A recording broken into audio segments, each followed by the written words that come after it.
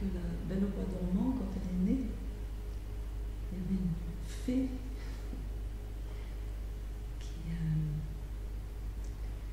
une des fées nombreuses qui lui portait chance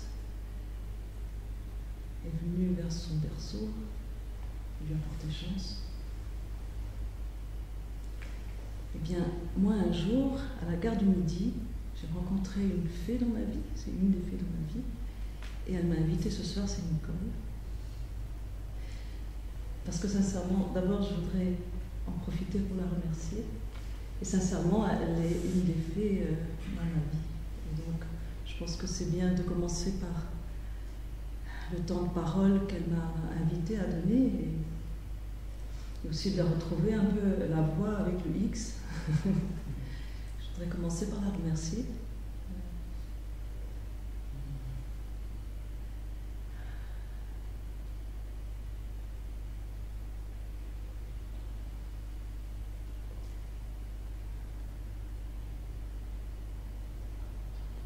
Vous m'entendez pas? Il faut que je parle plus fort alors. Je vais essayer. On a un micro, hein, mais je pensais que si je parlais doucement, on m'entendrait. Vous m'entendez comme ça? Oui. Je dois tout recommencer? Moi,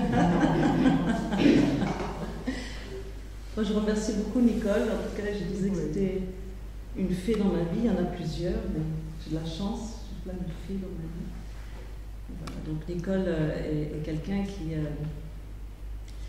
indéniablement et immanquablement apporte toujours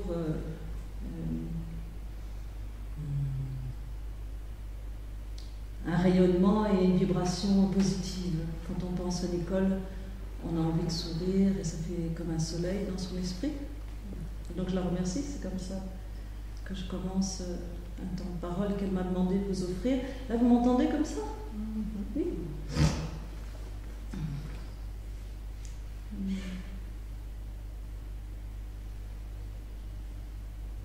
Alors elle m'a demandé de vous raconter un peu mon histoire.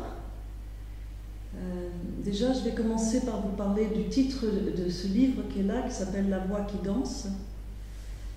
D'abord parce que c'est un titre que j'ai eu du mal à imposer à mon éditeur, parce qu'il trouvait que c'était bizarre, quand on dirait que la voix c'était quelque chose qui bougeait comme si on avait trop bu, comme si on était sous.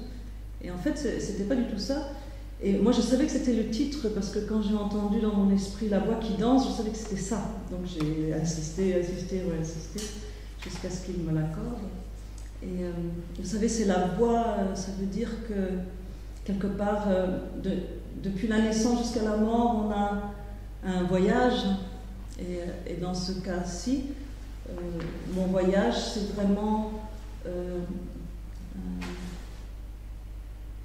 un trajet qui est tout le temps illuminé par la danse. C'est la danse, quelque part, qui, depuis que je suis enfant, me montre petit à petit qui je suis, et petit à petit, en découvrant qui je suis, je découvre finalement tous les êtres.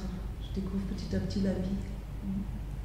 Et donc la voix, et la voix avec un X, donc c'était aussi agréable de se dire que quand on va parler de la voix qui danse, on ne sait pas si c'est avec un X ou pas. Donc on se demande est-ce que ce ne serait pas la voix qui danse, donc chanter, donc le souffle du coup.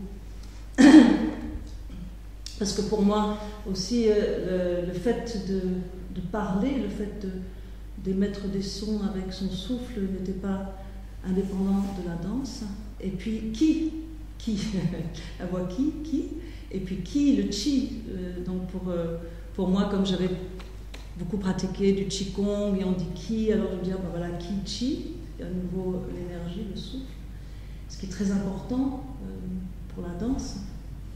Et puis danse, le mot danse, qui est danse avec le E ou le A, et donc la voix en plus c'est elle qui danse, parce qu'effectivement on ne sait jamais ce qui va se passer, hein. On ne sait pas.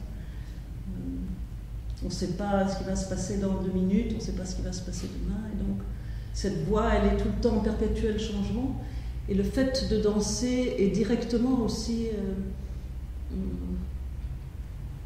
révélateur de ce perpétuel changement. C'est jamais pareil. C'est jamais pareil quoi que ce soit, mais quand on danse, c'est évident. C'est impossible de ne pas s'en rendre compte. Même à chaque fois qu'on recommence quelque chose, on n'a pas la même expérience, ni la même facilité, ni la même difficulté non plus. Tout d'un coup c'est facile, tout d'un coup c'est difficile. Donc c'est plein de sagesse, cette expérience de danser. Et ensuite, pour tourner un petit peu autour de ce titre, le mot danse, c'est une question que je me suis posée souvent. Il paraît que ça veut dire tendu, être tendu. Alors, moi j'étais étonnée, j'ai passé quelques années à me dire mais pourquoi est-ce que la danse est tendue? Qu'est-ce que c'est qui est tendu? C'est quoi qui est tendu? Et finalement, petit à petit, j'ai l'impression, vous voyez, j'ai vraiment la sensation, vous savez, en effet, toujours de deux tendances. Il y a deux yeux, il y a deux hémisphères, il y a deux narines, il y a deux bras, il y a deux jambes, il y a deux poumons. On est devant, on est derrière, on est en haut et on est en bas. Et comme les portes des cathédrales, par exemple, pour qu'elles tiennent, il y a une tension entre elles. Mais cette tension qui est entre elles, ce n'est pas qu'un battant de la porte se bat contre l'autre, c'est que les deux, grâce à cette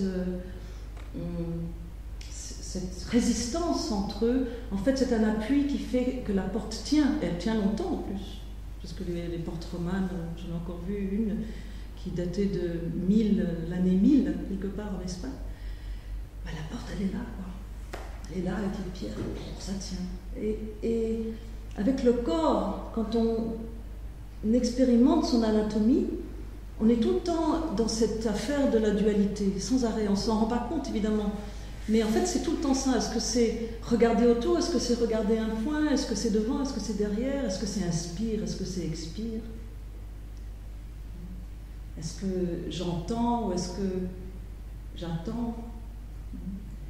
Et petit à petit, je me dis qu'en fait, cette danse, cette tension, c'est pas la tension dans le sens d'être tendu, c'est dans le sens de naviguer entre l'un et l'autre, dans la troisième valeur, c'est-à-dire on est en train de naviguer dans le fait que parfois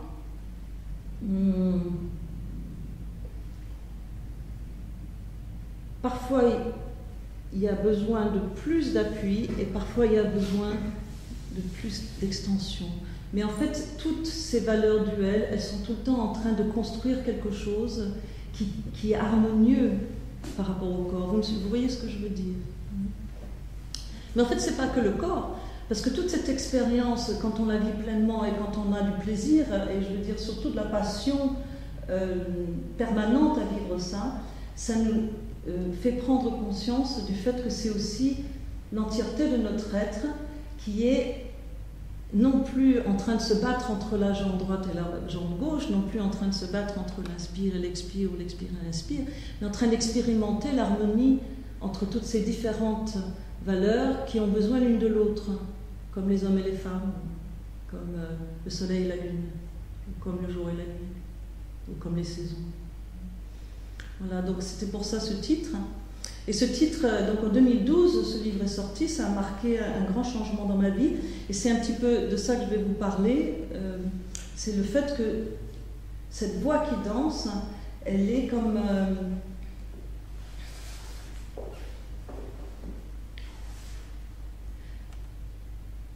elle est comme le compagnon, la compagne qui montre la voie. La danse elle-même montre la voie. Et la danse elle-même me transforme en tout cas. Et en 2012, ça a été une période qui m'a énormément transformée, ça a énormément changé ma vie. Et donc ce titre et ce livre qui est sorti par hasard a aussi fait que je rencontre Michel Ragy qui est ici présent et qui est très important. Donc il y a Nicole qui est une des fées de ma vie et Michel Ragy qui est très important dans mon parcours par rapport à la voix et par rapport au fait que cette voix c'est un processus naturel qui est révélé par la danse et par la fidélité instant après instant, sans s'enlacer, sans s'impatienter, sans avoir même besoin de quoi que ce soit d'autre. Alors Nicole voulait que je raconte ma vie. Alors je suis la belle au bois dormant. Ça va, vous avez chaud? Ça va? Vous voulez qu'on se rapproche plus? Non? Non? Ça va? On redoutait que vous ayez froid.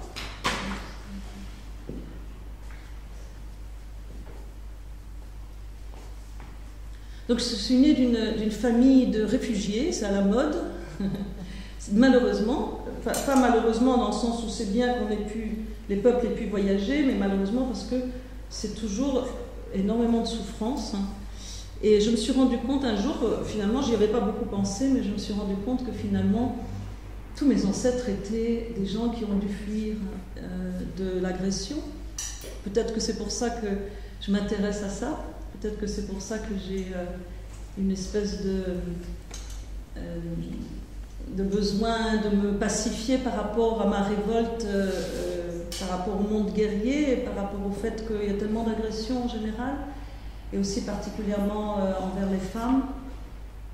Donc vous voyez, mon œuf noir a contribué un petit peu à matérialiser par des gestes symboliques une pacification par rapport à cette colère que j'ai, moi. Et donc je suis née d'une famille comme ça, majoritairement hongroise, mais on pourrait résumer, peut-être ça va vous dire quelque chose, on va résumer très succinctement en disant que ce sont des ancêtres majoritairement de Hongrie, juifs, tziganes et aristocrates. Voilà. Donc ça donne ça. Quelqu'un qui, à chaque fois qu'on lui demande d'où elle vient, elle ne sait pas quoi dire. Et donc, une fois, j'avais dit que c'était l'île de Pâques.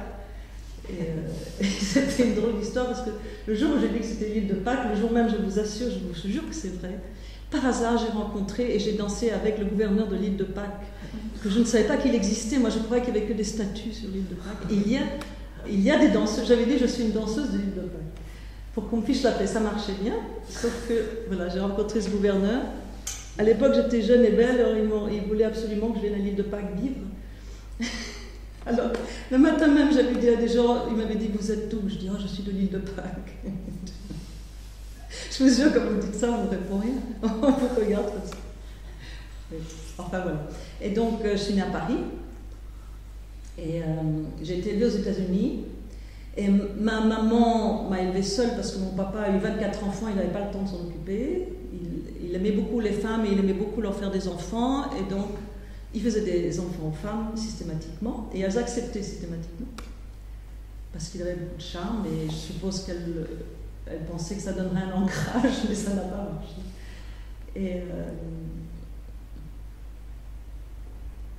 Et donc, ma maman m'emmenait au spectacle depuis que je suis née. Pour elle, c'était normal. Donc, vous voyez un petit bébé, les gens ils vous regardent de travers quand vous venez avec un petit bébé au cinéma, ils disent « Ouh là là, est-ce que je vais voir mon film tranquille ?» Mais apparemment, elle m'emmenait depuis petite, et donc très très jeune, j'ai voulu devenir danseuse, mais avec une détermination à toute épreuve. Donc, moi, je ne me suis jamais posé la question « Qu'est-ce que tu fais? Qu'est-ce que tu vas pas faire? Moi, j'étais danseuse, puis c'est tout. Et bon, évidemment, dans mon cas, contrairement à beaucoup d'autres personnes que je connais, donc ma mère n'a pas été contrariée, au contraire, ça lui faisait plaisir, elle aimait bien que je veuille être danseuse. Parce que je pense qu'elle aurait bien aimé être artiste. Donc elle a dit, ok, tu vas être danseuse, ok. Et donc à 3 ans, hein, vous voyez, 3 ans, je vais être danseuse. Mais vous avez déjà remarqué, est-ce que vous avez remarqué que les enfants, ils dansent tout le temps? Mais tous, hein. Parce que les enfants, bon, c'est ma façon de le voir, hein, ils sont en train d'étudier le monde grâce à leur corps. Ils n'étudient pas le monde avec un cahier tout de suite. Et même le cahier, on leur a donné de force un peu. Ils peuvent évidemment dessiner aussi, parce que c'est une danse, dessiner. Donc le corps est la base de l'expérience d'un être animal ou humain. C'est notre expérience. Un arbre, c'est un arbre, il a un tronc et des feuilles. Un être humain, il a un corps. Et donc, dès que le petit enfant commence à devenir un peu autonome, d'abord il faut qu'il devienne autonome, il faut qu'il bouge, sinon il va rester au lit, parce que sinon il n'y aura pas de force. Vous avez vu son... Et puis, dès qu'il peut bouger, il va bouger, mais pas forcément pour des raisons utilitaires. Même rarement pour des raisons utilitaires. C'est juste pour bouger. Et c'est très intéressant de regarder les enfants bouger. Particulièrement, vous savez, dans les aéroports, parce que souvent il faut attendre. Aussi dans les restaurants, quand les parents ils parlent politique. Ouais, moi je me souviens quand j'étais gosse, ils parlent politique, puis moi j'étais là. Eh bien, ils font des choses très intelligentes. Personne ne fait attention à ça d'ailleurs. Faites pas attention. L'enfant est en train de répéter des gestes, en train de découvrir des gestes, et il les refait, il les refait, il les fait, il les refait, il les améliore. Et en fait, si on le continue à le laisser faire, il va devenir danseur, musicien. C'est pareil. Il aura peut-être plus tendance à danser ou plus tendance à musicaliser, mais c'est quand même pareil. Acteur, c'est pareil aussi. Donc on m'a mis dans une école de danse, et puis quand on a déménagé vers la France, on m'a mis dans une autre école de danse, et on m'a mis dans une école de danse qui appartenait à une dame, deux sœurs russes, donc des réfugiés russes, Irina Jrebina, qui avait une compagnie de danse de 40 artistes, donc c'était un truc russe, sérieux. En même temps, une femme extraordinaire, très amusante, très drôle, très passionnée, inoubliable. C'est quelqu'un d'inoubliable, elle était grande comme ça. Elle avait des cheveux carottes, comme ça, couleur carotte. Je dis, rentre le popo, ton pied on dirait un samovar. Elle m'appelait Souliko, moi je m'appelais Souliko à cette époque-là. Souliko, arrête de rigoler. Donc, c'était je ne sais pas si vous connaissez un petit peu les danses de Diaghilev, Nijinsky, toute cette période. Et elle était une élève de la sœur de Nijinsky qui s'appelait Nijinska et de Preobrajensky. Donc pour vous donner ma lignée un peu. Et donc moi j'ai appris vraiment à danser. C'était on s'entraînait entre 2 à 8 heures par jour, ça dépendait. Mais en tout cas au moins 2 minimum, et puis le week-end 6, 7, 8 heures. Donc c'était très intense. Et à 12 ans j'avais le même poids, le même taille que maintenant. Donc j'ai changé entre temps, mais maintenant je suis revenue au même poids et à la même taille. Et donc vous voyez que j'avais l'air adulte, parce que je suis quand même grande un peu. Donc à l'âge de 12 ans, on me prenait pour une fille de 18 ans, en plus je me maquillais. Donc j'étais dans la compagnie professionnelle, donc c'était pas des spectacles de fin d'année pour les parents, c'était des vrais spectacles, des tournées et des danses difficiles. Donc des danses russes de caractère et classiques. Et c'est là que je vais juste vous raconter un petit peu comment... il y a là une dichotomie qui commence à arriver et qui m'a beaucoup préoccupée par la suite dans mon chemin, dans ma voie. C'est que moi, je dansais depuis que j'étais enfant. Là, je suis très sincère parce que je m'en souviens très bien, je le sais. Je dansais parce que je savais que j'étais née pour une raison, mais je ne savais pas laquelle. Vous voyez, je le sentais, quoi. Et quand j'étais gosse, la seule façon d'être proche de cette raison d'être, c'était quand je dansais. Donc moi, ma motivation principale, primordiale, première et certaine, c'était l'essence de mon être. C'était pas particulièrement de danser mieux ou moins bien que les autres ou que ce soit vendable. Vous voyez ce que je veux dire? Je n'étais pas tellement préoccupée par le fait que quelqu'un devrait m'acheter ou acheter ce que je fais. Vous voyez, ou que je devrais le mettre dans une conserve ou quelque chose. Et au fur et à mesure, et donc je vous disais ça tout à l'heure et je le répète, c'est que je dansais tout le temps. Donc je veux dire, dans les supermarchés, ma mère me laissait dans un coin et moi je dansais littéralement, c'était pas un petit peu. Ou bien partout dans l'appartement. Dès qu'il n'y avait personne dans l'appartement, je dansais dans la salle de bain et puis j'allais danser dans le salon. Et puis quand j'étais malade, je dansais. Quand j'étais pas malade, je dansais. Quand je dansais pas, j'imaginais ce que j'allais danser. C'était vraiment une obsession. Oui. Presque de la folie un peu, mais de bonne humeur quand même. J'étais à bonne humeur. Et je me suis retrouvée dans cette compagnie de danse, aussi avec un environnement familial pas facile, des choses difficiles que je ne vais pas raconter. De toute façon, si vous êtes curieux, le livre c'est un peu comme un livre de contes et légendes. Vous pouvez lire mon livre, il y a plein d'histoires incroyables là-dedans. Et elles sont vraies, mais il y en a moins il y en a plus en réalité que dans le livre. Mais je vais résumer pour aller à l'essentiel. Donc je me suis retrouvée dans une compagnie de danse avec des danseurs, avec des professionnels plus âgés que moi. J'ai rencontré la jalousie, j'ai rencontré la compétition, j'ai rencontré... Les femmes étaient très jalouses, alors que moi j'avais un petit peu cette mentalité qu'elles devraient être comme ma soeur, comme ma mère, non, comme ma copine. Et je ne comprenais pas très bien, mais je sentais bien qu'il y avait quelque chose d'agressif. Et puis en plus, il y a eu un événement qui m'a vraiment marqué, pas très important, mais moi ça m'a marqué. Plusieurs de mes collègues dansaient chez Béjart aussi. Et donc je pouvais aller facilement voir les spectacles de Béjart gratuitement, puisqu'on rentrait grâce aux amis, puisque je dansais avec eux dans le ballet russe, et ils étaient aussi chez Béjart. Et donc je suis rentrée dans les spectacles de Béjart, et j'ai été dans les coulisses, et pour moi, j'étais un enfant quand même, malgré tout. Bon, 13 ans, on est déjà presque un peu adulte, mais c'est quand même jeune. Et pour moi, ils étaient verts. Vous voyez ce que je veux dire? Ils étaient verts, ils avaient une sale gueule. Je vous parle un peu comme une petite Parisienne. Pour résumer ma sensation, moi je voulais danser parce que pour moi la danse c'était l'essence de mon être, c'était l'essence de tous les êtres, c'était quelque chose de mystérieux. Je voulais absolument devenir cette chose mystérieuse. Je voulais que ma vie ce soit ça. Sans aucune préoccupation, je m'en foutais de l'argent, pas de l'argent, être célèbre, pas être célèbre, c'était pas du tout ça mon souci. Et je vois des danseurs et je vois qu'ils sont tristes, livides. Vous savez, le faciès, qui n'est pas heureux. Et bien sûr, je n'ai pas eu une idée philosophique là-dessus, j'ai juste été choquée par ça.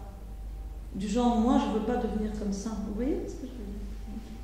Mais en revanche, quand on vous entraîne à être danseuse, quand on vous entraîne dans la forme de la danse, bien sûr, on réussit à faire 2 tours, 3 tours, 4 tours, les fouettés sur une jambe. Moi, j'en faisais les fouettés sur pointe, tout, 4 tours sur pointe, tout ça. Mais en même temps qu'on s'entraîne, l'état d'esprit rentre dans le corps. Le corps, il emmagasine les expériences de la vie, mais quand on répète un geste, le corps, il emmagasine l'état d'esprit qu'on a pendant qu'on fait ce geste. Vous me suivez? Vous me suivez bien? Oui, j'ai besoin que vous restiez avec moi.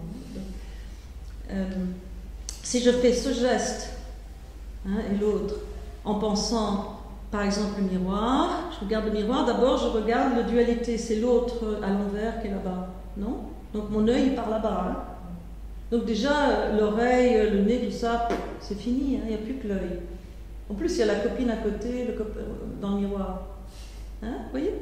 Et puis, il faut que je le fasse bien, il faut que je le fasse bien. Ah, je le fais bien, ah, je le fais mal, ah, je le fais bien, ah, je le fais mal, ah, je le fais bien, ah, je le fais mal, ah, je le fais bien, ah, je le fais mal.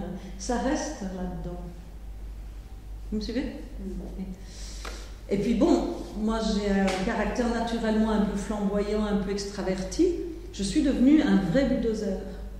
Donc moi j'arrivais sur scène et me voici, c'est moi. Et pas que sur scène, mais sur scène, au restaurant, chez les gens, partout.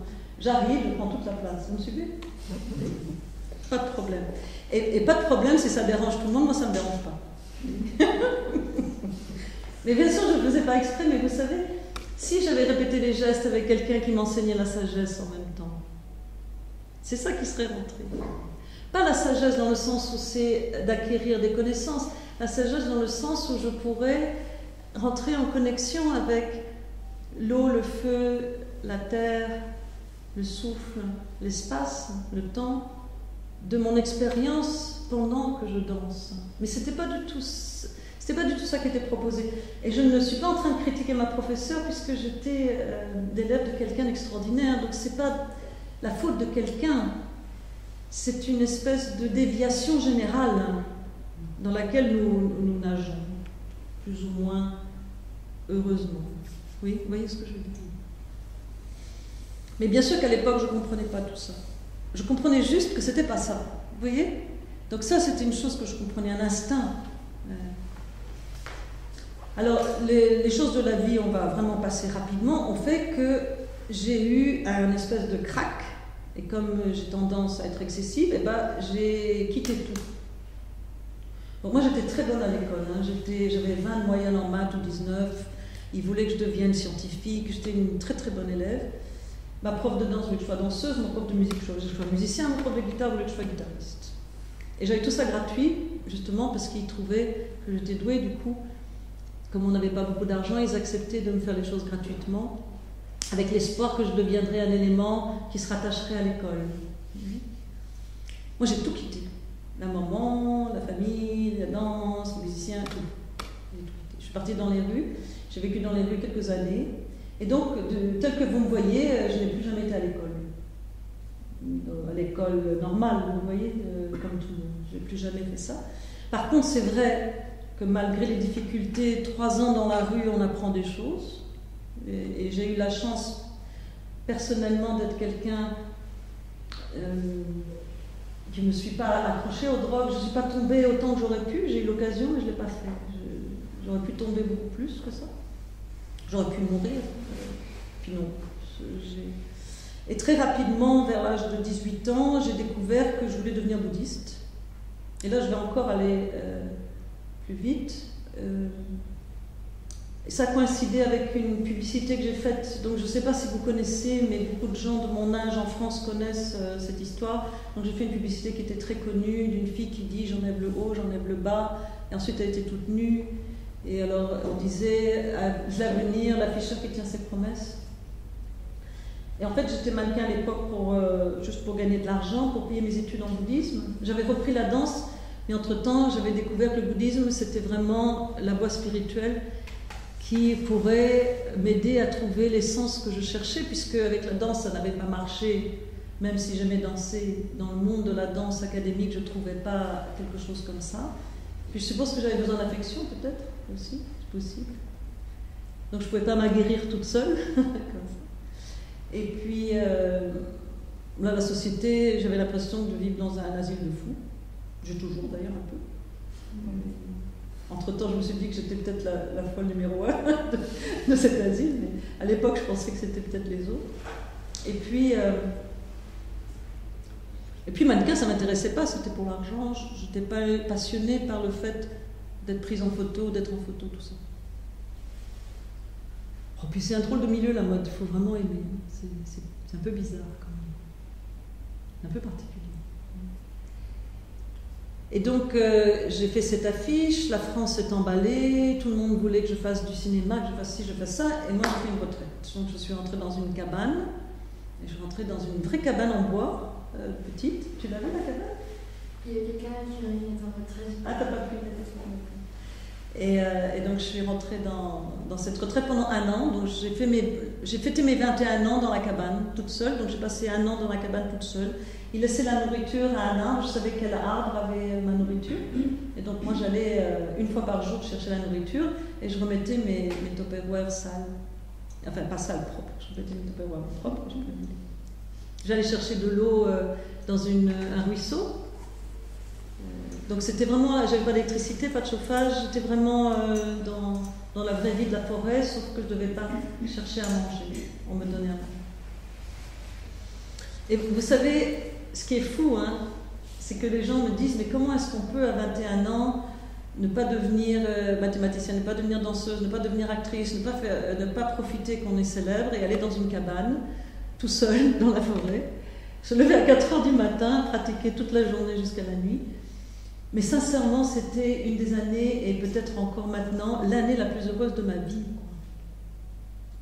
Si je pense à toute ma vie de cette incarnation, la plus belle année de ma vie, c'est l'année dans la forêt, à pratiquer le Dharma.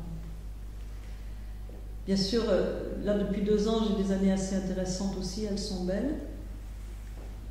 Mais peut-être que l'année seule dans la forêt, à cette époque-là, ça a été la découverte que c'était possible de se sentir bien. Vous voyez? J'ai découvert que je pouvais me sentir bien.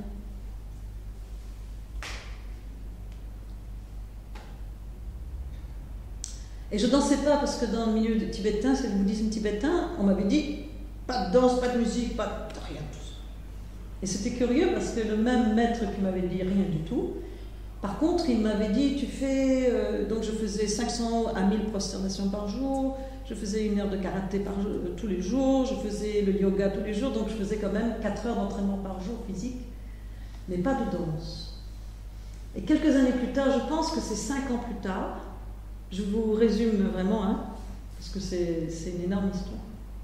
C'est une vie un peu avec beaucoup de chamboulements, beaucoup de changements, beaucoup de gens, beaucoup de choses. Mais en tout cas, 5 ans plus tard, cette même personne, donc ce même maître, me dit, on a une fête demain, parce que dans le milieu bouddhiste tibétain, on fait aussi des fêtes. Donc vraiment des fêtes assez, vraiment festives. Hein. Même des fois avec un peu d'alcool dans la lignée Nyingmapa. Il me dit, il y a une fête demain, qu'est-ce que tu vas danser? Pour tout le monde. Il fallait que je danse pour tout le monde demain.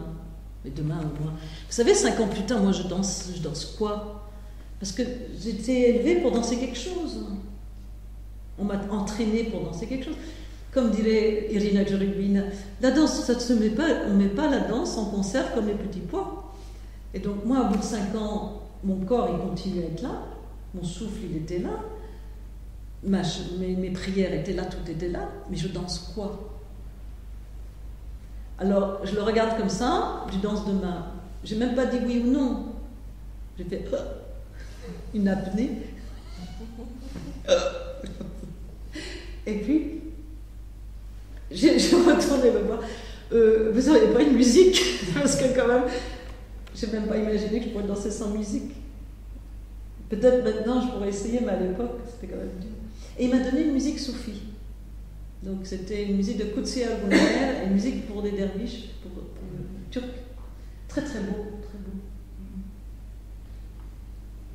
Moi j'ai pris ma musique, puis à l'époque j'habitais en ville, mais c'était à Bruxelles cette histoire d'ailleurs, c'était à Uccle. Mais j'étais dans une cellule, il y avait des cellules pour les retraitants, et donc moi j'étais dans une cellule là, et donc j'étais là en train de danser dans ma cellule, qu'est-ce que je vais danser, qu'est-ce que je vais mettre? J'ai trouvé des trucs à mettre, je me suis inventé un truc. Et puis j'ai dansé, danser quoi, c'est-à-dire rien de spécial, je ne savais pas quoi danser, j'ai dansé ce que j'ai pu, quoi. Vous comprenez? Parce que je vous assure, la danse classique, vous arrêtez 5 ans, c'est fini, hein. C'est plus de la danse classique, donc il fallait que je trouve autre chose. Et donc j'ai dansé, ils ont trouvé ça super, et puis ce maître-là m'a dit, tu as un don, tu dois danser tous les jours. Donc c'était devenu tous les jours. Et donc je suis partie dans une pratique spirituelle du bouddhisme tibétain avec de la danse, mais une danse qui n'était pas enseignée par quelqu'un, qui n'était pas une forme, il n'y avait absolument rien de précis comme instruction, je devais me débrouiller toute seule. Vous me suivez? Et je me suis débrouillée toute seule avec ça. Alors, je dansais dans mes retraites, sans musique. Et puis, petit à petit, la vie a fait que j'ai commencé à nouveau voir la société, à nouveau sortir, faire des choses, il fallait gagner de l'argent. Moi, j'ai monté un festival, le festival a eu plein de succès, mais bref, petit à petit, je me suis rendu compte que productrice, c'était pas mon métier, et puis je me suis retrouvée danseuse. Je suis devenue danseuse. Les gens m'ont vu danser, ils m'ont dit, mais danse, mais redanse, danse, puis donne-moi des cours, mais je donne des cours. Petit à petit, il fallait que je fasse quelque chose avec ma danse, mais je continue à pas savoir c'est quoi cette danse que je fais. Ce mélange de yoga, de karaté, de danse classique, mais c'est plus du classique. Et puis, il y a eu un événement important, c'est qu'un ami m'a encouragée à faire de la danse orientale. C'était à la mode, le début de la mode en France, mais c'était pas du tout au Portugal, j'habitais au Portugal. Au Portugal, il n'y avait pas de danseuse orientale. Il y avait le souvenir que la péninsule ibérique avait été mossarabe et tout ça, c'était très présent, mais il n'y avait pas de danseuse orientale. Et cet ami a insisté, et beaucoup. C'était un poète, il est toujours là-bas d'ailleurs, il s'appelle Francisco Palmares. Et je pense qu'il a eu la vision, comme il m'aimait beaucoup, je pense qu'il a eu la vision que si j'apprenais les danses des femmes, j'arriverais à faire une place dans le monde. Parce que quand même, il faut gagner de l'argent dans ce monde. Et moi, je ne savais pas très bien comment faire pour gagner de l'argent. Et cette danse féminine, j'ai vite compris, pas la danse folklorique, mais j'ai vite compris des principes de la danse qui m'intéressaient parce qu'ils étaient différents du yoga, différents du karaté, différents de la danse classique, différents du danse de caractère. Tout ce monde, entre guillemets, féminin était très interne, et moi ça m'a intéressée, de faire des cercles à l'intérieur, d'onduler à l'intérieur, de trembler à l'intérieur. J'ai trouvé ça intéressant. Et donc j'ai intégré ça dans mes retraites. Donc c'est pas du tout, j'ai pas eu le virus du monde arabe, sauf que j'adore les musiques j'adore la musique perse, turque, arabe, maghrébine, tout, hein, j'adore ça. Mais moi, je n'étais pas passionnée particulièrement par la danse dans son côté culturel. Vous comprenez ce que je veux dire? Je n'avais pas envie de trouver une danse culturelle. Et je tournais, moi j'ai toujours tourné. Donc les derviches, tout ça, je ne connaissais pas vraiment. Moi, je tournais depuis petite, je descendais les escaliers chez mon tournant, les 6 étages. Je faisais moitié d'escalier en colimaçon, pouf, je sautais, moitié, je sautais, en tournant, vous voyez? Vous avez les colimaçons? Je faisais tic tic tic tic tic tic, boum, tic tic tic tic tic, boum, tic tic tic tic. Pour monter, je faisais pam pam pam pam. Donc tourner, c'était pour moi, c'était normal, tourner. Petit à petit, la danse orientale m'a prise en otage, en fait, finalement. Puis je me suis retrouvée danseuse orientale. En plus, dans le monde vraiment arabe, ils me prenaient pour une arabe facilement. Dès que je n'ouvrais pas la bouche, ça allait. Je pouvais presque faire semblant. Donc j'ai dansé. Et c'était ici, c'était en Espagne, c'était au Portugal. Pour les ambassades égyptiennes, libanaises, tout ça. Et puis j'ai gagné beaucoup d'argent avec ça. Vous savez, ils viennent avec des billets. Même des fois, dans les mariages, ils vont chercher des billets tout frais, comme ça. C'est rigolo d'ailleurs, des billets tout neufs, comme ça, avec des élastiques autour. Il y en a plus de prix qu'avec ça. Et donc ça marchait très bien, marchait très fort. Mais moi, très rapidement, j'ai eu la même chose, en fait, que j'avais eu... j'ai la même histoire. Je me suis retrouvée danseuse orientale, mais à nouveau, c'était pas ça. C'était pas ça. Moi, ça m'est complètement égal. Au bout d'un moment... de séduire les gens avec une jolie femme, c'est sympa. Et puis en plus, ça réalise un peu des rêves de jeune fille, non? D'être une princesse, tout ça. Mais j'ai bien vu que de toute façon, ça n'allait pas durer.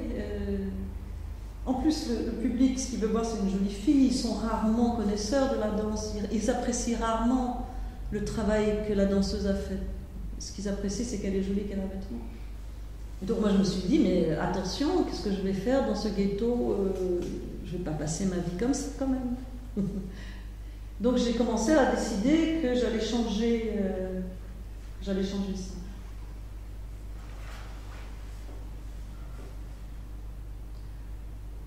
Parallèlement à la danse orientale, il y avait le gypsy, et comme je venais de danse russe, dans la compagnie russe, ma spécialité c'était le gypsy.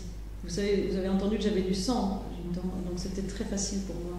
Moi, tous les trucs zigane, c'était facile.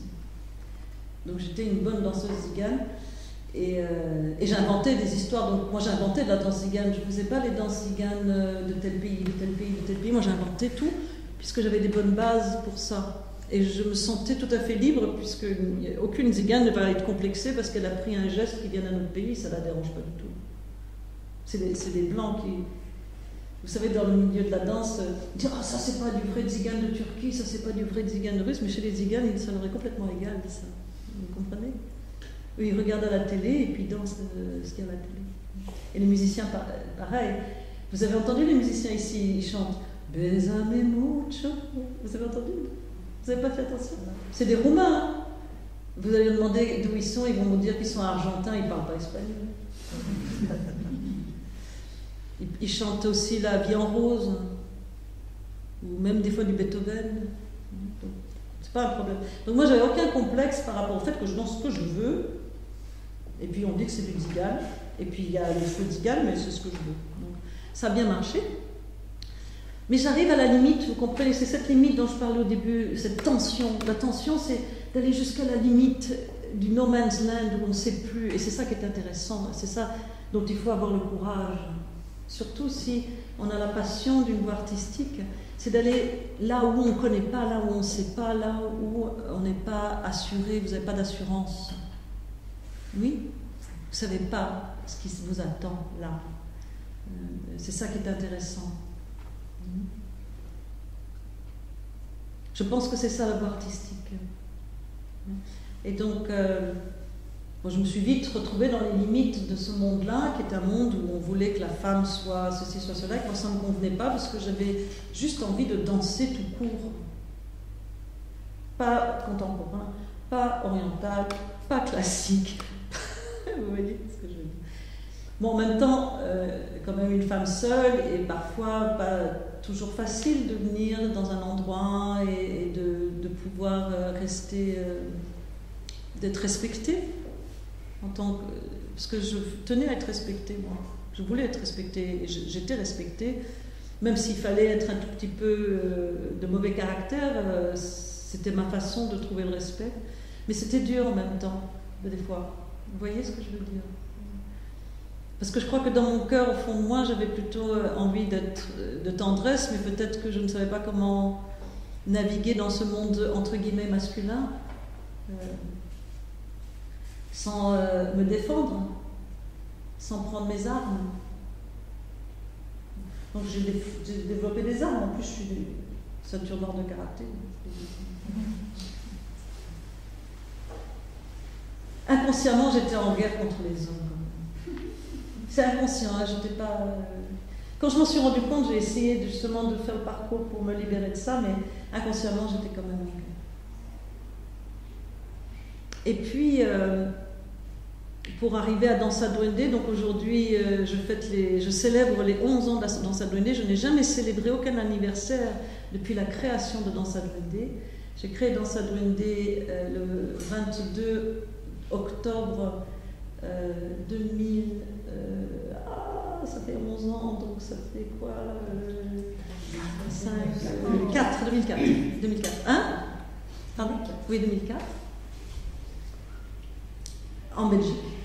C'était en Belgique à l'époque. Ensuite, je suis repartie, mais à l'époque, c'était en Belgique. Et qu'est-ce que c'était que ce projet Dansa Duende? C'était une conjonction de choses où je me suis rendu compte que j'avais beaucoup d'élèves à l'époque, j'avais plein d'élèves, parce que j'étais connue dans le monde de la danse féminine, j'avais plein d'élèves, et à chaque fois que je donnais un stage, comme les filles, elles étaient friandes d'être bonnes danseuses, d'être jolies, donc elles avaient l'impression que j'allais pouvoir leur donner ça. Et comme mes cours étaient très animés, avec beaucoup de vie, et on s'amusait bien, donc j'avais plein de monde. Mais moi, ce qui m'intéressait, c'était de travailler le fond de la danse. Donc j'ai fait toute une stratégie pour accrocher des danseuses, des filles, et pour petit à petit travailler avec elles le fond de la danse. Mais le fond de la danse n'a pas de forme. Et donc j'ai commencé à travailler avec ces élèves, et puis petit à petit, depuis 2004, je savais que j'aurais moins d'élèves petit à petit, puisque c'est moins divertissant, c'est moins alléchant. Vous voyez ce que je veux dire? Bon, c'est un peu comme la différence entre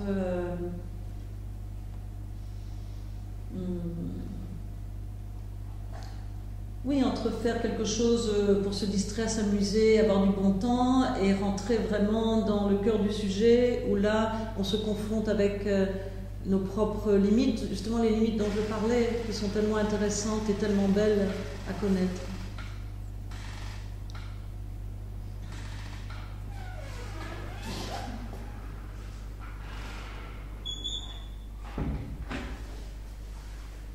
Et donc avec mes élèves, on a fait un travail incroyable ensemble. Oh, c'est gentil. Oh, merci, c'est gentil.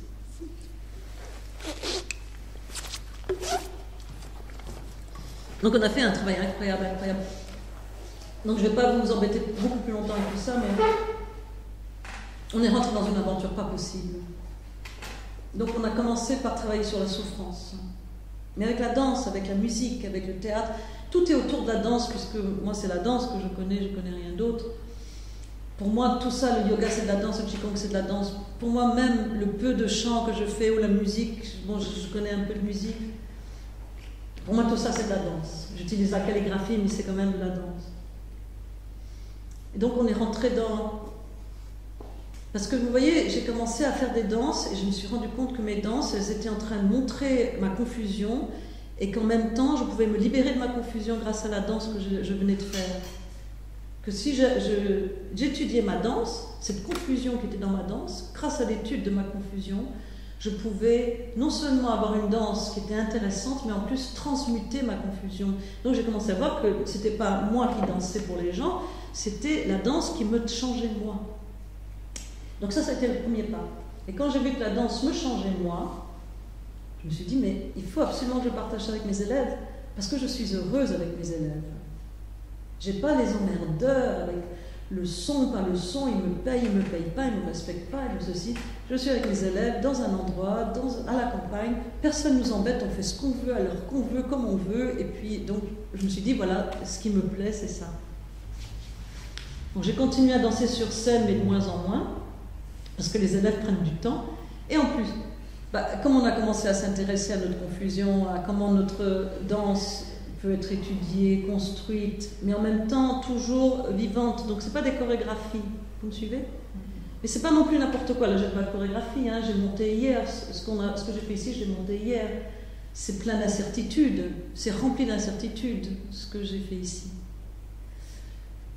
Mais il y a quand même un fond que je sais de quoi il s'agit, et je sais quelque part, pas ce que ça devient, mais ce qui est en train de se passer. Vous voyez ce que je veux dire ? Pendant que ça se passe, je sais ce qui se passe. Mais je prends des risques. À l'époque, c'était sur les émotions, la confusion, et donc la souffrance. Parce que les émotions, c'est comme si on était possédé par quelque chose. On est possédé par la peur, on est possédé par le manque, on est possédé par quelque chose qu'on voudrait dans le futur ou qu'on a eu dans le passé, dont on voudrait se débarrasser, mais finalement, c'est plus là, mais on croit que c'est encore là. Toutes ces choses-là, ça se manifeste. Les gens, ils adorent quand on souffre. Ils adorent, si vous faites une danse ici pleine de souffrance, c'est fort, c'est puissant, c'est plein de présence, les gens ils adorent ça. Mais ça ne suffit pas. Parce que si je commence à me vautrer dans ma souffrance pour faire carrière et gagner de l'argent et devenir célèbre, eh ben, je ne vais faire que rayonner ce problème et vitam aeternam, et puis ça va en plus éventuellement me fabriquer un personnage qui va me sembler réel. Vous voyez ? J'aurais pu, hein, parce que dès que j'ai fait la danse de la souffrance, ils disent qu'est-ce qu'ils ont aimé ça ? Vous savez, je ne l'ai pas dansé beaucoup, hein. Je pense que j'ai dansé 5 ou 6 fois. Je regarde, t'as dansé la souffrance. Elle était super. Mais ma danse de la souffrance, quand je me suis vue faire ça, je dis oh là là là là, je ne savais pas que j'étais comme ça. Parce que je dis c'est pas possible de danser comme ça et de ne pas être comme ça, c'est pas possible. Ce que j'ai fait là, ça me parle. Et grâce à la danse de la souffrance, j'ai pu faire la danse de la compassion. Parce que ma souffrance, elle était violente, donc c'était de la violence. Hein. Donc ensuite, avec les élèves, on a vu que chacun montre sa souffrance différemment. Il y a 3 tendances fondamentales, mais ça, je ne vais pas développer maintenant, parce que c'est 11 ans d'aventure, vous voyez. C'est des aventures très, très profondes. Il y a 3 tendances fondamentales, mais qui s'expriment, se manifestent de plein de façons différentes. Mais en tout cas, quand on va dans cette difficulté, cette souffrance, on peut aller plus en profondeur. Et quand on va plus en profondeur, on peut exprimer quelque chose qui est de la joie, par exemple, ou de la compassion, ou de l'amour, ou de la bonté. Ce qui est encore un peu superficiel, mais moins. Vous voyez ? C'est très difficile de dire à quelqu'un « Viens me danser ta joie maintenant ». Si je vous demande à quelqu'un d'entre vous « Danse-moi ton malheur », vous allez voir que c'est facile. C'est pas très difficile. Si je vous dis « Danse-moi ton bonheur, ta joie, ta célébration », plus difficile. Pas évident. Hein, c'est pas évident. Il ne faut plus avoir peur pour ça. Il faut quelque part être dans un état d'esprit. C'est un peu exagéré ce que je veux dire, mais c'est comme un samouraï. C'est l'état d'esprit dans lequel on est prêt à mourir, pas parce qu'on veut mourir, mais parce qu'on n'est pas en train de penser au futur. Vous voyez ? Zorba, vous voyez Zorba ? Vous avez vu Zorba à la fin du film ? Vous savez quand ils dansent ensemble sur la plage, cette scène, ceux qui n'ont pas vu le film ou qui ne se souviennent pas, ils dansent ensemble parce que c'est un désastre total. Tout le film a toute une histoire, et au bout de 3 heures de ce film, le désastre, tout s'est écroulé, ils ont perdu tout leur argent, tout a raté, c'est un vrai désastre, et ils dansent sur la plage. Et c'est magnifique. Et c'était ça un peu ce que nous on a travaillé. On a travaillé la souffrance, la bonté, l'amour, etc. Mais c'est difficile, parce que comme chaque personne est différente, et que je ne leur disais pas danse comme ça, chacun doit trouver comment faire ça et comment travailler ça. Vous me suivez ? Et en même temps, je ne le prends pas comme une thérapie. Parce que je ne suis pas thérapeute, bien que parfois on n'est pas loin de la thérapie. Sans le faire exprès, on est proche de ça. Mais c'est quand même toujours un processus alchimique artistique. Et pour terminer, je suis arrivée à un moment donné avec le thème, entre guillemets, de la dakini de sagesse. Parce que pour moi, comme je suis bouddhiste, malgré tout. C'est pas pour me définir bouddhiste, parce qu'en réalité, un bouddhiste, ça veut rien dire. Bouddha, ça veut dire être éveillé. Un bouddhiste, c'est un être humain qui s'intéresse à l'essence même de l'être humain. C'est pas autre chose. C'est pas une religion dans le sens de croire à quelque chose, on croit à rien de spécial. Hein. C'est plus un ensemble d'outils et de façons de développer petit à petit une présence innocente et authentique qui pourrait éventuellement se débarrasser des masques, des différents masques qui nous inquiètent, hein, il n'y a pas de quiétude, qui nous enlève la quiétude. Donc c'est un dénuement, hein, c'est comme si on faisait un striptease, c'est comme ma photo quand j'étais jeune, j'avais enlevé tout. Le bouddhisme c'est pareil, on enlève tout. On enlève tout par rapport à différents corps, comme si vous aviez votre corps extérieur. Puis à la fin, il y a la dakini de sagesse. C'est un symbole. Hein. Comme vous savez, la muse, la Sophia, c'est symbole de notre lumière naturelle de la conscience. Lumière, ça veut dire que la conscience, elle sait. C'est juste ça, hein. C'est très simple en fait. J'ai la dakini de sagesse, je me suis embarquée dans un truc, oh là là, quelle galère. Tout d'un coup, je me suis embarquée, j'ai commencé à comprendre que je m'étais embarquée dans une... Parce que travailler ma souffrance, travailler tout ça, c'était encore moi. Mais la dakini de sagesse, il n'y a plus de place pour moi. Je ne sais pas si vous comprenez le moi. Et c'est exigeant. Donc la dakini de sagesse, elle m'a dit, tu veux faire dakini de sagesse, tu vas voir. Donc je me suis retrouvée, mais... petit à petit précipité dans une suite d'expériences qui faisait qu'à un moment donné je ne savais même plus danser quoi. Il n'y a pas longtemps hein. Enfin, c'est ma perception hein. Peut-être que d'autres personnes trouvent que je savais danser mais moi je l'ai. J'ai tellement invoqué la dakini de sagesse que je n'arrivais plus à danser parce que c'était pas ça. Vous voyez? Donc, c'est bien parce que j'ai quelques élèves ici qu'elles voient que la frustration que des fois elles sentent, c'est bon signe, hein, c'est pas un problème, ça fait partie de la sincérité, qu'est-ce que je pourrais dire, de la jeunesse. Hein, parce que même moi, quand je pose ma dakini sagesse, je suis encore avec un espoir par rapport à atteindre quelque chose, donc je me frotte avec je veux atteindre quelque chose, mais bien sûr la dakini de sagesse elle te dit tu vas rien atteindre du tout. Et alors à un moment donné, et là je peux dire que c'est beaucoup grâce à Michel Ragy au travail avec lui, donc il est arrivé comme un miracle en même temps parce que le nom de mon livre l'a interpellé, donc il m'a contacté et c'est ce nom, La Voix qui danse. Et moi j'étais dans ce processus, et donc je vous le dis parce que c'est quand même une histoire aujourd'hui, c'est qu'on a ensemble créé un duo, et c'était le duo que j'appelais Samaya, et c'était le processus de la dakini que j'étais en train d'essayer de comprendre depuis déjà 5-6 ans, avec une frustration pas possible. J'ai même été à un moment donné à croire que j'avais la ménopause du genre qu'on grossit et qu'on a mal et qu'on n'est pas bien, et puis finalement c'est pas vrai, je me suis débarrassée de ça très vite, c'est pas réel, c'était dans ma tête. Pour vous donner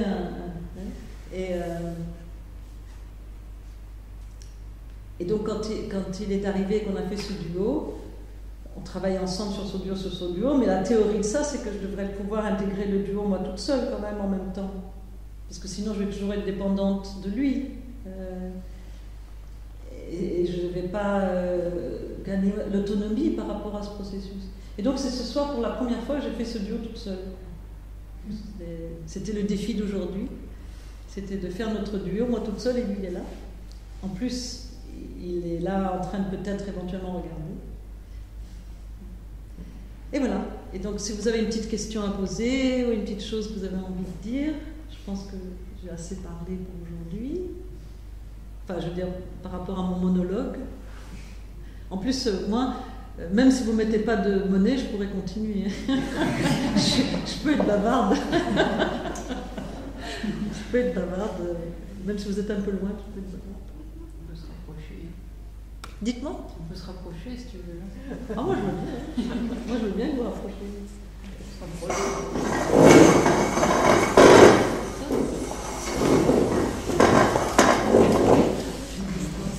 on a un petit peu été limité par le film aussi.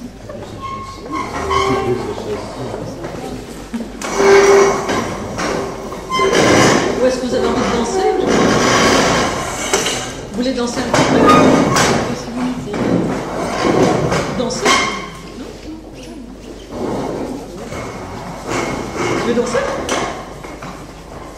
Si vous voulez danser, on va danser un peu. Je suis ouverte aux surprises de la soirée. Avant de faire une petite expérience, peut-être, est-ce que vous avez envie de bavarder de quelque chose? Ou Nicole, est-ce que tu es contente de ce que j'ai raconté? Moi, je voulais dire je voulais dire que tu avais une vie passionnante, mais que tu étais partie du tumultueux vers l'harmonieux et vers le lumineux. Ah, merci. Tu as dit ça pendant que j'étais... Oui, tu as raté certaines choses. Hein. Mais on a filmé. Ah, peut-être. Je voulais te dire un tout grand merci pour les... J'ai aussi dit que j'aimais semer des graines de beauté, de lumière là où j'étais, mais je crois qu'aujourd'hui tu as semé des graines de beauté et de lumière aussi. Ah, merci Nicole. Sûrement.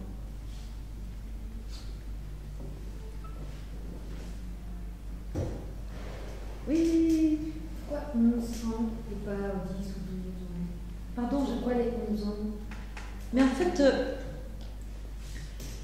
alors, moi j'ai une psychologie un petit peu, je me dissèque un peu moi-même et je me suis rendu compte que j'ai tendance à vivre un peu dans un espace-temps complètement illimité qui n'existe pas. Donc, c'est curieux parce que vous pourriez avoir l'impression que je suis très... les gens qui me connaissent, hein, le calendrier, l'heure, le machin, effectivement. Mais en réalité, ce que j'ai fait hier, si vous me demandez ce que j'ai fait hier, il va falloir que je fasse un effort pour me souvenir de ce que j'ai fait hier. Et donc, je n'ai jamais célébré l'anniversaire de rien du tout, sauf le mien parce que c'était une habitude quand j'étais petite. Et puis, justement, quand j'ai rencontré Michel Ragy, bon, j'ai beaucoup travaillé, je me suis beaucoup intéressée à son travail et je m'intéresse toujours. Hein. Je me suis rendu compte que lui, et vous étiez là, lui, il te dit la date de ci, la date de ça, et puis il a fait ci, telle date, à telle adresse, à tel étage, à telle heure, waouh, le lundi, le mardi, le mercredi, waouh. Et je me suis rappelé aussi que moi-même en retraite, quand j'étais pendant 1 an dans ma retraite, donc j'ai fait beaucoup de retraites, mais celle d'1 an, c'est la plus longue dans un seul. Ensuite, c'était 6 mois ou 5 mois. J'ai fait en tout plus ou moins 4 ans, mais 1 an, c'était la plus longue. Et donc, au bout de 9 mois, j'ai commencé à avoir toutes les mémoires de tout. Je me souvenais de tout, comme lui. Mais au bout de 9 mois, 10 mois, comme j'étais seule dans une cabane, et donc pas de télé, pas de gens, pas de conversation, rien, juste la pratique, toute ma mémoire est revenue, je me suis souvenue de tout, des gens que j'avais oubliés, à quelle heure, où j'avais fait, quel étage, c'est revenu la mémoire. Puis j'ai reperdu après. Parce qu'on a un disque dur, on ne peut pas tout occuper, c'est comme l'ordinateur. Hein. À un moment donné, il faut mettre des choses un peu au grenier. Mais je me suis rendu compte que là, j'avais vraiment tout au grenier. Et d'ailleurs, vous voyez, je commence à essayer d'enregistrer et tout, parce que ça fait des années que je ne fais pas de photos, je n'enregistre pas, je ne garde rien, j'ai un book pas possible, il était dans une valise fermée que je n'ai jamais montré à personne. Donc, un esprit comme ça qui vit dans Peter Pan. Vous voyez, moi je vis dans le monde de Peter Pan. Et je me suis dit, bon, lui il fait les 30 ans de la chorégraphie, moi ça fait combien de temps? Et j'ai calculé que ça faisait 11 ans. Et comme 11 c'est un chiffre intéressant, et que ça tombait par hasard maintenant, jeudi dernier, c'était les 11 ans, je sais pas, je vais fêter les 11 ans de la danse adventiste. Vous voyez? En plus, on fait un festival tous les 3 ans au Portugal. Et donc, ça va tomber qu'on va faire un festival l'été prochain au Portugal. Donc, si vous voulez venir, c'est la 3e semaine. C'est super, hein, le festival. C'est des gens qui font le festival avec nous. Ils ont toujours dit que c'était un moment extraordinaire. Donc, je ne sais pas qui. Quelqu'un y a déjà été? Vous? Toi, Ninon, tu y as été? Oui. C'est vrai ce que je dis. Claudia, t'as été, toi?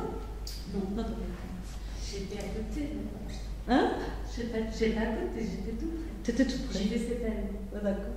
Et donc, comme ça va être à cheval entre la 11e et la 12e année, je me suis dit, bon, bah, voilà, je vais célébrer la 11e année. Et comme Nicole, ça fait déjà presque 2 ans que tu me demandes de faire ce qu'on fait ici. On n'avait pas réussi à... Et comme Nicole avait programmé cette date, je me suis dit, bah voilà, je vais faire les 11 ans de la danse à Duende à cette occasion-ci. Voilà.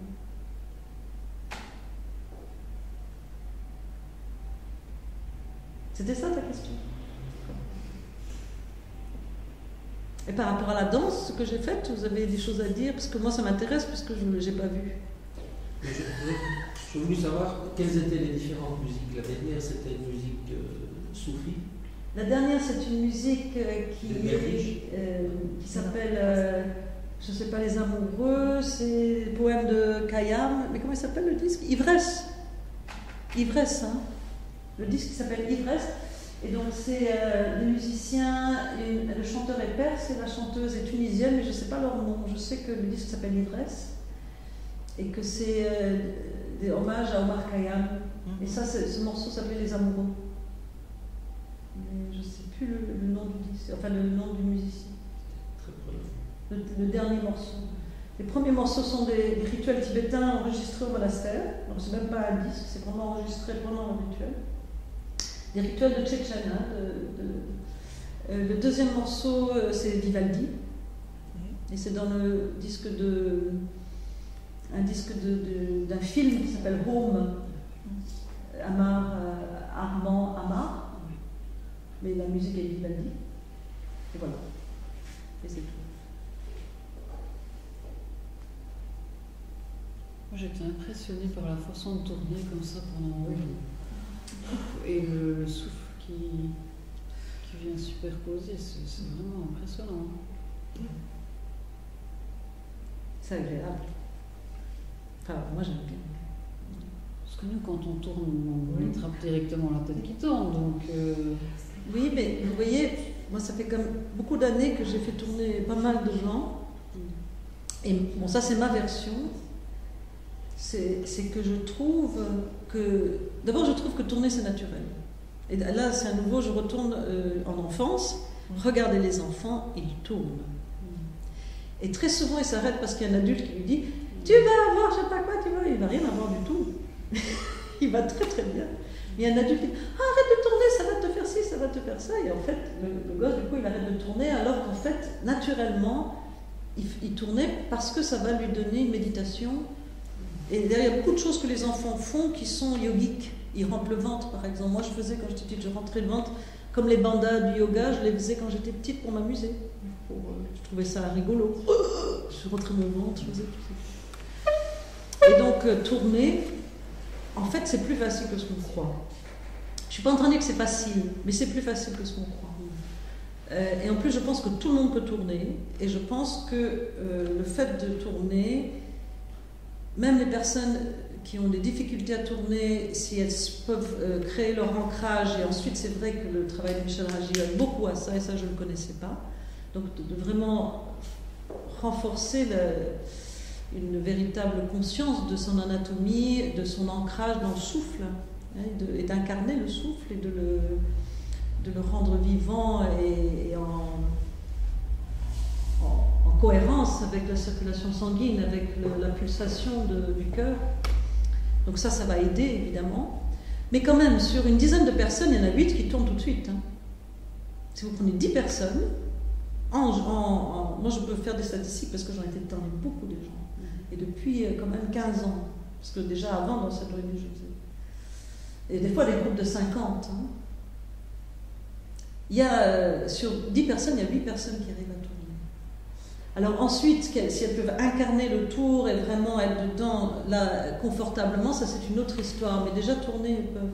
Et même les 2 personnes qui ont des difficultés, a priori, elles peuvent, en 6 mois, si elles travaillent vraiment, genre 2-3 fois par semaine, en 6 mois, ils peuvent tourner. Donc moi, j'ai un ami ici en Belgique, Ozan Axoyel. Il a appris à tourner avec moi. Au début, il était vert, hein, il vomissait, il était malade. Et maintenant, il enseigne les gens à tourner, il adore tourner. Et ça lui a pris 6 mois, pas plus. Et lui, il était dans les cas graves. Donc, si vous faites des catégories, les gens qui ont vraiment du mal, c'est les gens qui ont mal de voiture. Parce que c'est l'oreille interne, c'est les oreilles, hein, le problème. Mais la peur aussi. D'ailleurs, les oreilles, les reins, la peur, en médecine chinoise, ça va ensemble. Et puis le manque d'ancrage qui fait qu'on perd complètement le contact avec le centre. Parce qu'en fait, quand on tourne, c'est pas soi-même qui tourne, on est tourné par un phénomène naturel. C'est-à-dire que l'expérience du tour en soi, à un moment donné, il devient immobile. Je ne sais pas s'il y a un moment donné où il y a une sensation qu'on ne tourne pas. Surtout au début, moi je n'ai plus cette sensation-là, mais tout au début, quand on commence à être dans la technique un peu plus derviche, on a une sensation à un moment donné qu'en fait le monde tourne, mais soi-même on ne bouge plus. Vous voyez ? On est au centre du vortex. C'est comme un cyclone. Hein. Aujourd'hui, il y a un cyclone au Mexique très très fort, hein, donc je dédie le mérite de la soirée à toutes les personnes qui sont dans ce souffle de ce cyclone très fort. C'est très terrible, hein, c'est le plus fort de toute l'histoire de l'humanité. 350 km/h de vent. Enfin, donc au centre du cyclone, il n'y a pas de vent. Centre, c'est un peu comme la machine à laver aussi. Vous avez le linge, vous savez, quand le linge, il y a un trou. Non, vous avez le linge qui est là tout propre, et puis il y a un trou au milieu, il n'y a rien. Voilà, donc ça fait peur, ça a l'air difficile, on se dit, mais en réalité, c'est pas si difficile qu'on dit. Je trouve que tout le monde devrait tourner, comme méditer. D'ailleurs, les deux. Je trouve que tout le monde devait aussi associer ça au souffle et à l'ancrage. Parce que c'est merveilleux, ça fait du bien, et c'est humain, et c'est naturel, et il n'y a pas besoin de croire à quelque chose, de théoriser autour de ça. C'est directement un contact direct avec quelque chose d'essentiel qui ne nécessite pas de défendre une croyance ou de l'adopter ou de se convertir, c'est naturel, c'est un corps. Peu importe le vêtement qu'on met, bien sûr qu'une jupe c'est joli. C'est très joli. C'est très très joli, et moi j'aime beaucoup aussi quand le tour n'est pas toujours le même, c'est-à-dire quand vous montez, descendez avec les bras et puis que la robe monte, ou j'ai même pas bougé pour prendre l'appareil photo tellement je voulais en prendre plein les yeux. Et puis la photo, je veux dire, on fait des choses maintenant mais que je n'ai pas sur mon appareil, mais j'ai un ami qui fait des petits films qui passent au ralenti. Ah, c'est beau. Et justement, la petite fille faisait un tour avec sa robe et moi j'étais... C'était comme ça. Et au fait, on peut avoir n'importe de ces photos, moi ça m'intéresse. Je peux vous laisser mon contact pour avoir certaines des photos. Moi, je n'ai pas fait de photos, vous n'avez pas fait justement, voilà, je voulais prendre avec les yeux, mais parce que j'ai pas cet appareil qui fait ça. Et je trouvais que c'était... Ça valait pas la peine de commencer à chipoter mon sac pour prendre juste un aperçu raté. Et une autre chose que j'ai oublié de dire, que je voulais vous dire, c'est que quand le travail avec mes danseuses, moi je dis danseuses au féminin parce que malheureusement les hommes ont l'impression que les hommes ne dansent pas. C'est une comment on appelle ça? Quand on vous trompe, on vous fait croire un truc. C'est une arnaque. C'est pas vrai. Les hommes, pardon, dis-moi Claudia, c'est une supercherie. Oui, c'est une supercherie. Parce que les hommes ont toujours dansé. Les hommes, dans la majorité des pays du monde et dans les cultures du monde, ils ont volé les danses aux femmes. Ils ont même interdit aux femmes de danser parce qu'elles sont trop sexy, elles sont trop ci, elles sont trop ça. Ils se sont déguisés en femmes pour le faire à leur place. Je vous assure. Hein. Au Japon, en Chine, en Inde, en Grèce. En Grèce, les hommes ils dansent, une fille si elle danse, c'est une pute. C'est le monde entier presque. Les Égyptiens aussi. Ils ont interdit aux femmes de danser dans du ventre. Les hommes, ils se sont travestis pour le faire parce que sinon le business allait faire faillite.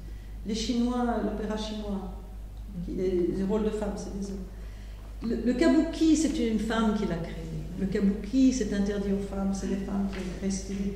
C'était une tribu d'actrices de geisha qui ont créé le kabuki. J'ai découvert ça quand j'étais au Japon. Et ensuite les hommes ont pris. Donc que les hommes ne dansent pas, c'est un mythe, une mythologie qui est moderne et qui doit servir à une espèce de sensation. Je ne sais pas, peut-être qu'il faudrait que l'homme soit assez malheureux que pour pouvoir devenir soldat ou quelque chose comme ça. Parce que s'il danse, il va peut-être être trop content que pour être soldat. Je ne sais pas, mais peut-être je me trompe. Peut-être c'est pas ça. Mais en tout cas, les hommes normalement ils dansent. Mais moi, c'est surtout des filles. Et donc les danseuses, quand elles tournent, quand elles apprennent à tourner, ça change complètement leur qualité de présence et de déplacement. Elles ont un autre volume quand elles ont appris à tourner par rapport à l'époque où elles ne tournaient pas. C'est moins comme plat. Vous voyez ce que je veux dire? Le corps devient moins, il a plus de volume. Moi, je voulais dire que quand tu dansais comme ça, j'étais vraiment un peu hypnotisée et c'est comme si je dansais en même temps que toi. Et à un moment donné, je me suis demandé, mais qui est-ce qui danse?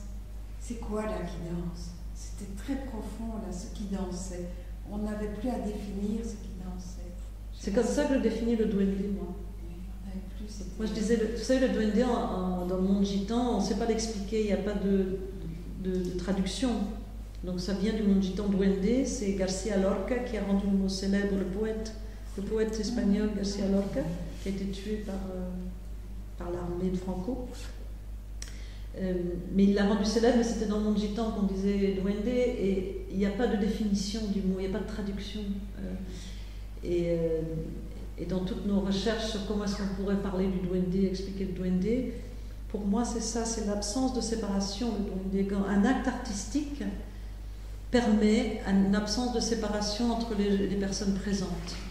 Donc quelque chose dans ce qui se manifeste enlève toutes les barrières qui font qu'on se sent séparé. Et du coup, effectivement, on voit quelqu'un chanter ou danser et on a l'impression que c'est soi-même. Et la personne elle-même aussi, elle n'est plus elle-même dans le sens habituel du terme. Vous voyez ce que je veux dire? La personne s'est laissée, pas possédée parce qu'elle ne perd pas conscience, hein, comme on dit, c'est une transe qui est en lucidité, une transe lucide, mais en même temps elle est quand même, elle s'est ouverte en canal à quelque chose. Et du coup, quand le duende se passe, eh bien, il n'y a pas de séparation. C'est comme si la vérité, parce qu'il n'y a pas de séparation de toute façon, mais c'est comme si l'acte artistique rend évident la vérité de l'absence de séparation. Enfin, c'est comme ça que je pense. Ben, merci, hein. C'est une bonne nouvelle. Hein.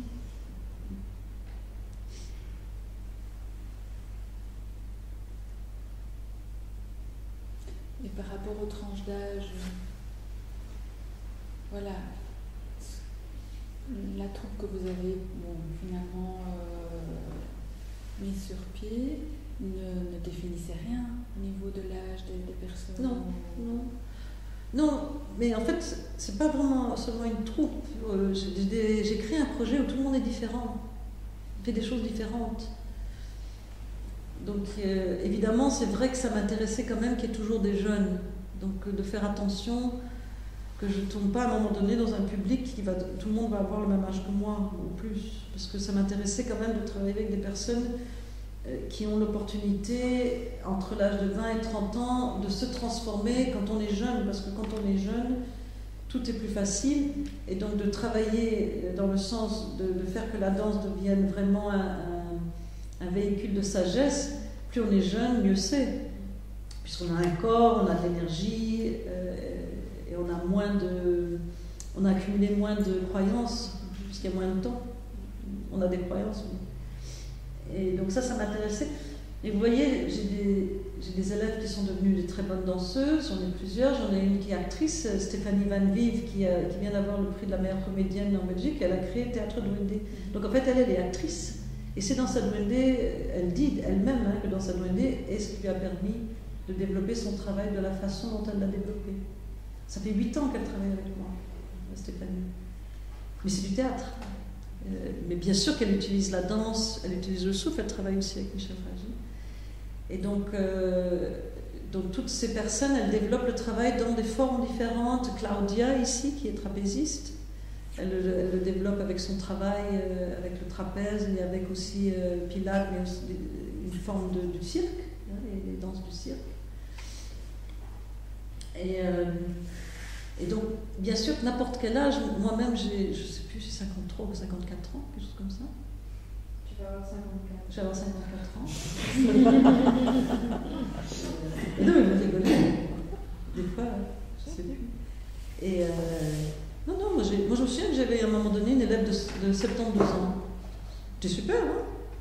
Elle était super, elle était plus courageuse que les jeunes. Des fois, les jeunes sont feignants. Des enceintes. J'ai eu des élèves qui étaient enceintes comme ça. Même moi, je dis ça va, oui, ça va, bon. Non, de tout âge, tout poids, toute forme, tout petit, grand, gros, mince, tout. En plus, nous, en général, dans les ateliers, on est assez bienveillants. En même temps, on travaille, hein, donc moi j'aime bien travailler, j'aime bien faire des efforts. Les défis, j'aime bien les défis, mais quand même on a essayé, et on a réussi d'ailleurs à créer les exercices eux-mêmes font ça aussi. C'est des exercices qui créent une synergie entre nous. J'ai beaucoup travaillé sur la synergie, mais pas avec la théorie de la synergie. Donc c'est des exercices qui font qu'on se sent complice, et mes élèves en général ont tendance d'ailleurs à devenir tellement complices qu'ils ne veulent plus se quitter.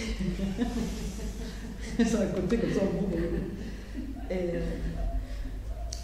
Et donc avec bienveillance, et donc s'il y a une personne qui a des difficultés par rapport à d'autres, elle ne se sent jamais, en tout cas, on fait en sorte qu'elle ne se sent pas, comment on appelle ça ? Rejetée, ou alors c'est vraiment quelqu'un qui est complètement parano, et là on n'arrive pas, on ne peut rien faire, ça arrive. Hein.